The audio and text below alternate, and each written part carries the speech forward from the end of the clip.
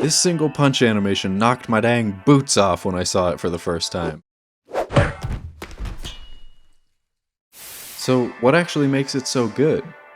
Oh, you want me to tell you? No, I was asking you. Oh, okay. Yeah, no, it's fine. Just let me go through it frame by frame and write up a script and I'll come back. Many hours later. When writing an exciting story, it's all about build-up and payoff, and the build-up is arguably just as, if not more important. And the exact same thing is true in animation. I'm Swamp John, and I'm going to really quickly give you a detailed breakdown of what makes this punch feel so, you know...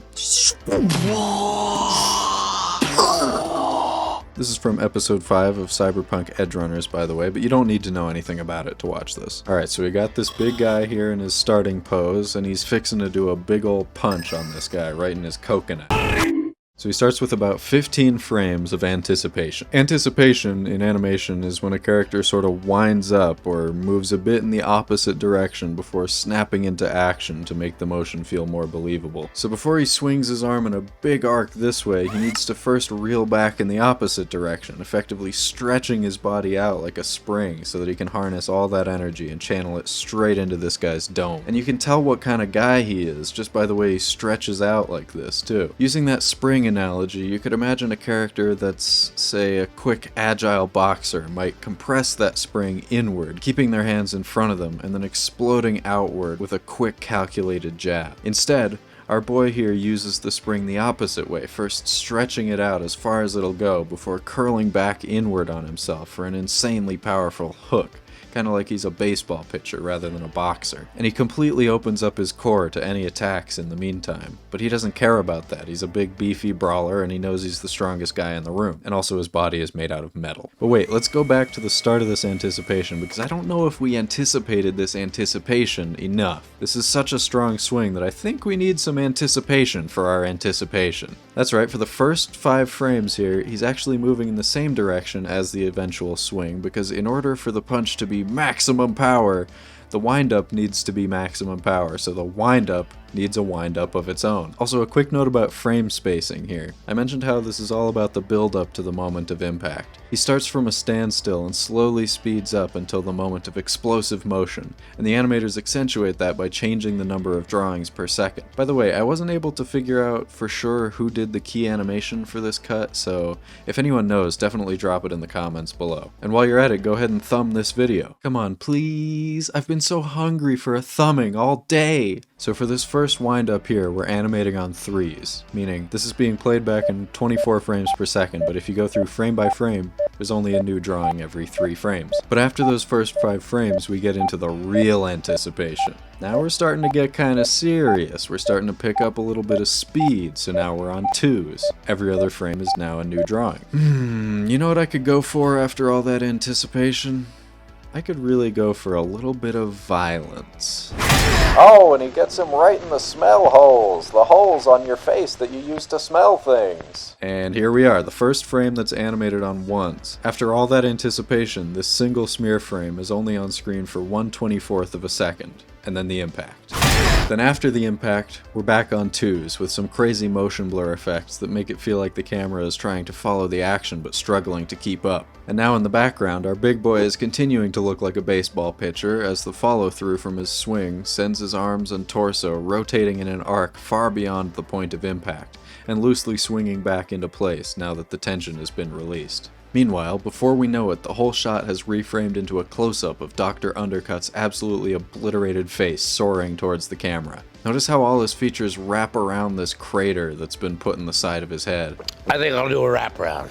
In animation, every action needs to be led by a single focal point, with the rest of the body following behind, so in this case it's almost as if there's an invisible force here pulling him along by the side of his face. I also love the way his floppy little legs are foreshortened into a point here and act almost like perspective lines in the way they frame his face and strengthen the composition. They flip around loosely behind him, following the motion of his head, but delayed by a fraction of a second, again, because this whole motion is led first by the face, and everything else is just just being dragged along for the ride. We've got 3 more frames here that are animated on 1s for maximum detail in the face close-up, and then back to 2s right before this cut. He actually slows down a tiny bit right in front of the camera, which is probably mainly just to give your eyes a couple extra milliseconds to register this image in your brain. But at the same time, it also gives the impression that we're moving so quickly right after the punch that he actually has to slow down a bit due to air resistance. Imagine if you punch a balloon as hard as you can. It'll initially fly really fast away from you because balloons are light and bouncy, but it'll very quickly slow down to almost a complete stop due to air resistance and fall straight down to the ground. Well, the faster you're moving, the more of a factor air resistance becomes, so by having him slow down a little after the initial motion, the animators are emphasizing just how fast he was moving in the first place. Okay, now we cut to a reverse shot to see the aftermath. This impact feels so raw and crunchy, and I think a lot of what makes it feel that way is actually that it's not very flashy in terms of effects. Some animators might cover this frame with smoke effects and debris, which isn't necessarily the wrong choice. That would certainly give the impression that he came in with such force that the floor just got completely demolished. But on the other hand, these animators instead decide to keep it relatively grounded. Get it? Grounded. With just a blood trail, some camera shake, a couple tiny, subtle debris animations, and a background drawing that simply toggles between 2 states. Not broken? Broken. By keeping the effects simple and understated, the animators actually allow us to see a lot more of the gritty details of that motion that would often be covered up. The point of impact is right here on the top half of the right side of Dr. Undercut's face, and we have a different kind of follow-through here, where the top half of his face comes to an immediate stop, but there's still momentum in all the other parts of his body. The head and chin rotate downward subtly until the face is perfectly flat against the concrete. Meanwhile, the hair, which was previously pinned to the side of his head during his brief stint hurtling through the air like the model rocket I lost in a golf course back in the summer of '86. Man, I'll tell you, things were simpler back then. Back before Name redacted. from down the street found out about the Pop Rocks incident. Back when she would still talk to me.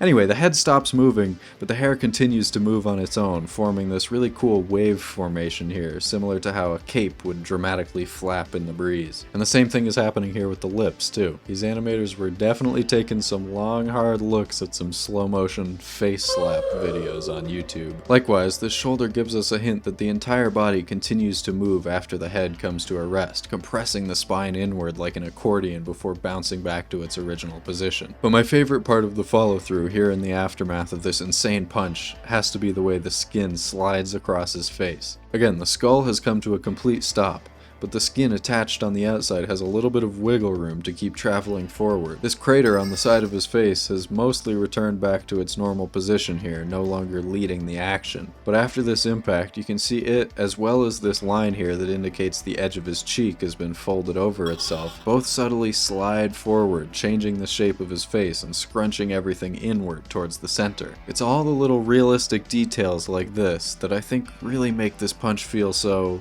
you know. Lastly, all the sound fades away as we cut to this long shot to decompress after all that tension. Finally, we're able to take in the whole scene and appreciate the humor in the way this guy's body has been lodged rigidly into the concrete like a throwing dart. Like Charlie Chaplin supposedly said, life is a tragedy when seen in close-up, but a comedy in long shot. And cap it off with a dash of perfect comedic timing. This little sequence only consists of 3 shots, but even this is a microcosm of great storytelling. Within these 6 seconds, we have a complete story structure. Act 1, the status quo. Act 2, rising action. Act 3, the climax. And finally, the denouement. It's easy to think that a great sequence like this is just a matter of insane artistic skill, and it is that too, but the true art of animation is in the ability to tell a story. Man, really goes to show you stuff, huh? This is so deep. This has a really deep message about our society. Never bite a gift book by its mouth when you can make melonade with it instead. And those are some wise words I'll leave you with today. If you liked this video, I'm going to keep making stuff like this in the future, so consider subscribing to see that if you want. See ya on the flippity flop. Why would I say that?